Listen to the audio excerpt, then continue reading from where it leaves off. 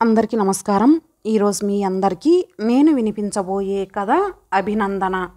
రచయిత చెన్ను సుశీలారామం గారు. ఇక కథలోకి వెళితే, అనంత అనంత అరుస్తూ హడావుడిగా లోపలికొస్తున్న భర్తను వింతగా చూసింది అనంతలక్ష్మి. అదేమిటండి, నేను ఇక్కడే కూర్చొని ఉన్నాను, అరుస్తూ అలా వెళ్ళారేమిటి? అప్పుడు చూశాడు ఆనందరావు భార్యని. ఓహ్, నువ్వు ఇక్కడే ఉన్నావా? ఎండలోంచి వచ్చిన మూలాన కళ్ళు మసగ్గా ఉండి నువ్వు కనిపించలేదు. అనంత, ఈ విషయం విన్నావా? దారిలో దుర్గారావు కనిపించి చెప్పాడు. ఎంబ్రాయిడరీ చేస్తున్న పిల్లో కవర్ ఓ పక్కన పెట్టి ఏమిటన్నట్టు చూసింది అనంతలక్ష్మి. ఆనందరావు వచ్చి భార్య పక్కన కూర్చున్నాడు. 4 రోజుల క్రితం పిక్నిక్ వెళ్ళిన జమున్ని ఎవరో రౌడీ వెధవలు రేప్ చేశారట. ఆ మాటతో నిశ్చేష్టగా ఉండిపోయింది అనంత. ఆడపిల్లలంతా గోల్కొండ పిక్నిక్ అని వెళ్ళారట. అక్కడ ప్రకృతి దృశ్యాలకు ఈ పిల్ల పరవశించిపోయి ఒళ్ళు మర్చిపోయి అందరికీ దూరంగా వెళ్ళిందంట. అది అదనుగా చూసుకొని 4 కుర్రాళ్ళు ఆ అమ్మాయికి మత్తుమందు వాసన చూపించి అత్యాచారం జరిపి వెళ్ళిపోయారట. పిల్లలంతా తిరిగి బయలుదేరే సమయానికి జమున కనిపించక అంతా వెతికితే ఈ పిల్ల స్పృహ లేకుండా కనిపిస్తే వాళ్ళు కంగారుగా ఆ పిల్లని తీసుకెళ్ళి ఆసుపత్రిలో జాయించేశారంట. క్లోరోఫామ్ వాసన చూపించినందువల్లే జమున అలా స్పృహ లేకుండా ఉందని, ఆమె రేప్ చేయబడిందని డాక్టర్ చెప్పారట. చాలా బాధపడిపోయింది అనంత. అయ్యయ్యో, ఎంత దారుణం జరిగిపోయిందండి. వియ్యంకుడు వియ్యపురాలు ఎంత కుమిలిపోతున్నారో, కోడలు ఎంత డీలా పడిపోయిందో. ఏవండి, 4 గంటలకు ట్రైన్ ఉంది కదా, మనం వెంటనే బయలుదేరి వెళ్ళి చూసొద్దాము అంది. కోపంగా చూశాడు ఆనందరావు. ఎక్కడికి బయలుదేరి వెళ్ళేది? నీకు గాని మతి చెల్లించిందా ఏం? వియ్యంకుడు వియ్యపురాలు కోడలంటూ వరసలు బంధుత్వాలు కలిపేస్తున్నావు. ఆ మాటలు స్పృహలో ఉండే అంటున్నావా? విస్తుపోయింది అనంత. అదేంటండి, ఎందుకిలా అంటున్నారు? తాంబూలాలు పుచ్చుకుంటే సగం పెళ్లి జరిగిపోయినట్టే కదా. వాళ్ళు మనకు వియ్యాలవారు కాకుండా పోతారా?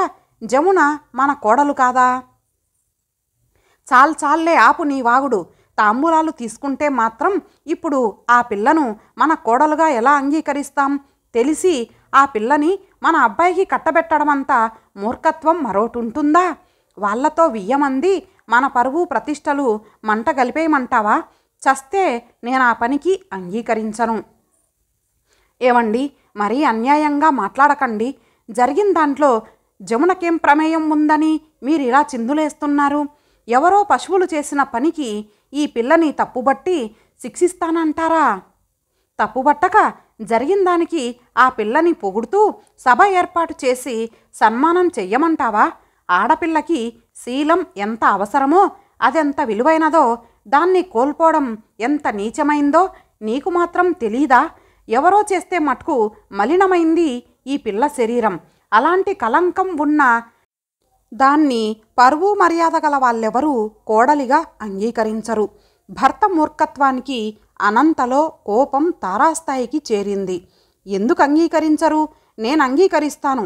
నేనే కాదు, మానవత్వం ఉన్న మనుషులెవరైనా సరే అంగీకరించి తీరుతారు.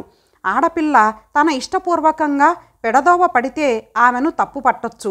కానీ ఆమెకేమాత్రం సంబంధం లేకుండా అతి దారుణంగా వంచనకు గురైతే ఆ పిల్లను దోషిగా మాట్లాడితే మాత్రం నేను సహించను. మీకు అంతగా పౌరుషం ఉంటే ఆ పిల్లను పాడు చేసిన బాస్టర్స్ని పట్టుకొని వాళ్లకు తగిన శిక్ష పడేలా చేయండి. చాలే ఆపింకా నీ ఉపన్యాసం. ఇదేమన్నా సినిమా అనుకున్నావా? నిజ జీవితంలో శీలం కోల్పోయిన అమ్మాయిని పెళ్లాడటానికి పౌరుషం ఉన్న ఏ మగాడు ముందుకు రాడు. ఆదర్శం అంటూ చేసుకున్నా ఏ చచ్చు వెధవ సుఖంగా ఆ పిల్లతో కాపురం చేయలేడు. అయినా మన అబ్బాయి విషయంలో నీకేమిటి భరోసా? వాడు నా రక్తం పంచుకు పుట్టాడు. చస్తే ఇలాంటి పరువు తక్కువ పనికి సిద్ధపడి ఆ పిల్లను పెళ్లాడటానికి ససేమిరా ఒప్పుకోడు. వాడిలో నా రక్తం కూడా ప్రవహిస్తోంది. ఆ సంగతి మర్చిపోకండి. వాడు నేను చెప్పినట్టు వింటాడు. ఎలాంటి పరిస్థితుల్లోనూ నేను జమునకు అన్యాయం జరగనివ్వను. 15 రోజుల్లో పెట్టుకున్న ముహూర్తానికే మన జయబాబుతో జమున మెల్లో 3 ముళ్ళు వేయిస్తాను. పంతంగా అంది అనంత. ఆనందరావులో కూడా పట్టుదల పెరిగిపోయింది. ఆడదానివి, నీకే అంత పంతం ఉంటే నాకు ఉండదనుకుంటున్నావా? ఈ పెళ్ళి ఎలా జరుగుతుందో నేను చూస్తాను. నేనేం అంత గాజులు తొడుక్కొని కూర్చోలేదిక్కడ. ఓహో, నీ ప్లాన్ అర్థమైందిలే. నూతిలో దూకి చస్తాను, ఉరేసుకు చస్తాను అని ఆ అమాయకుణ్ణి బెదరగొట్టేసి వాడి మనసు విరిచి మెడలోంచి పెళ్లిపీటల మీద కూర్చోబెడదామనుకుంటున్నావు కదూ. నీ ఎత్తుగడ నాకు అర్థమైందిలే.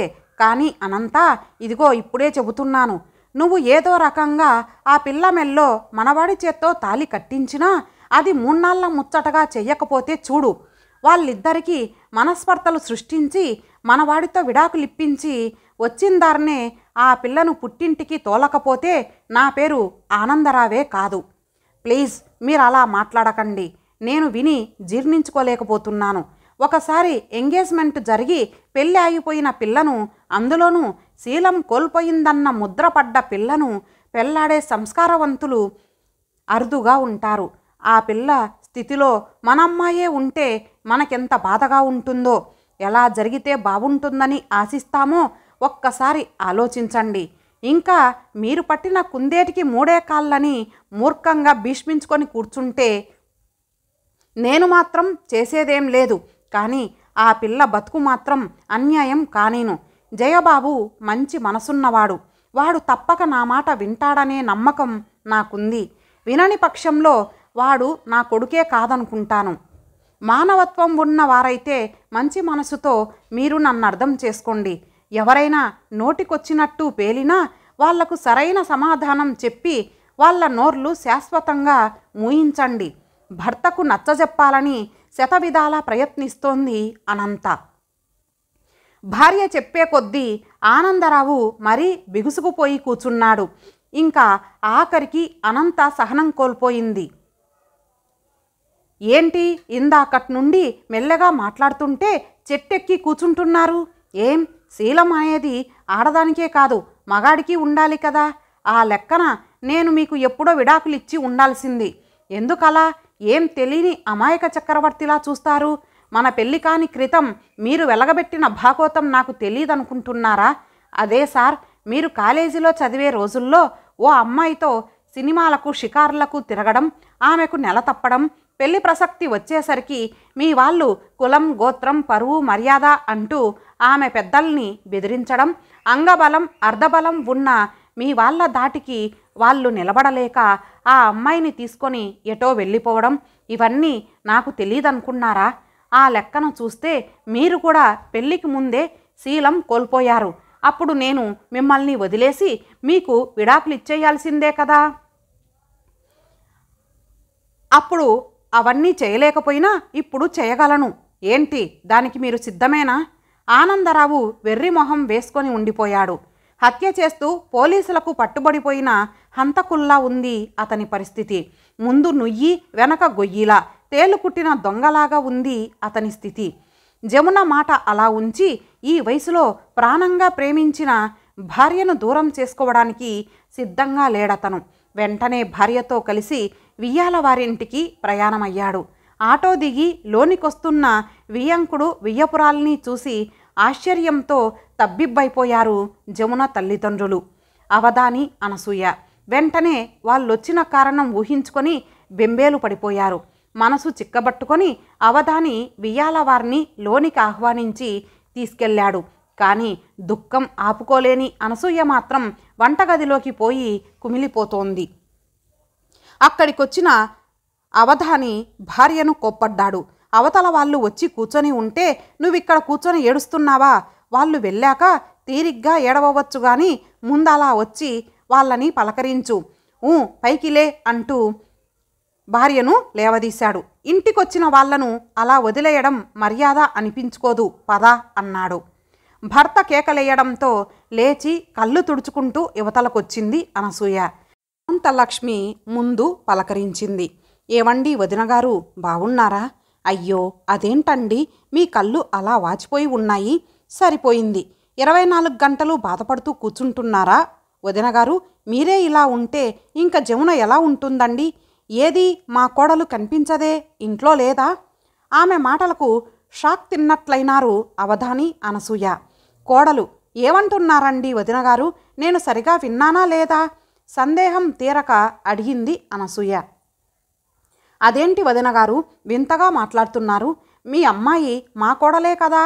లేక మీరు మనసు మార్చుకున్నారా? ఎంత మాట అన్నారు వదినగారు?